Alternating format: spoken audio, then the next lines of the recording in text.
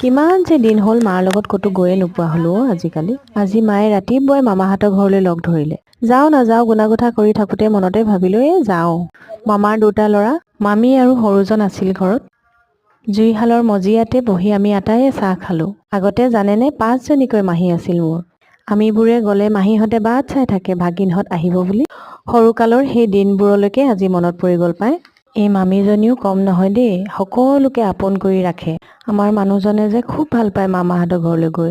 মামীয়ে খাই যাবলৈ কোৱাত পটাপট ৰান্ধিলোঁ কাৰণ সৰুজন স্কুলত আছে। আজিকালি প্ৰায় এনেকুৱা জুইশাল নাইকিয়া হ'ল নহয়নে বাৰু? কিন্তু ইমান ভাল লাগে এনেকৈ বহি বহি বনায়। আজিকালি যে প্ৰায় মানুহৰে কঁকাল বিষ হয়, কিয় জানেনে? আমি বহুত সময় থিয় হৈ থাকোঁ, আমি গমহে নাপাওঁ ৰন্ধা বঢ়া কৰোঁতে। আগতে কিজানি সেইটো কাৰণে মানুহবিলাকে এনেকৈ বনাইছিলে। সকলোবিলাক গোটাই পিটাই লৈ কিমান ভাল লাগে নহয়নে বাৰু? আমি ভোকত আছিলোঁ, আপোনালোকক মানে দেখুৱাবলৈ নহ'ল কি কি খালোঁ মেলিলোঁ, পটাপট খালোঁ। তাতে এয়া দেখিছেনে মামাৰ সৰু ল'ৰাটোৱে কিমান ধুনীয়া ধুনীয়া বস্তুবিলাক বনাই থৈছে। তাৰ হাতৰ কামবিলাক খুব ভাল।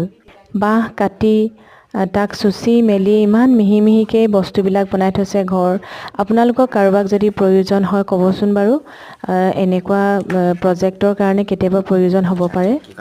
আজিকালি ল'ৰাবিলাকে প্ৰায় মোবাইল চাই টাইমবিলাক কটায়, কিন্তু এনেকুৱা কামবিলাক কৰি থাকে। কিমান ভাল লাগে চাওকচোন বাৰু।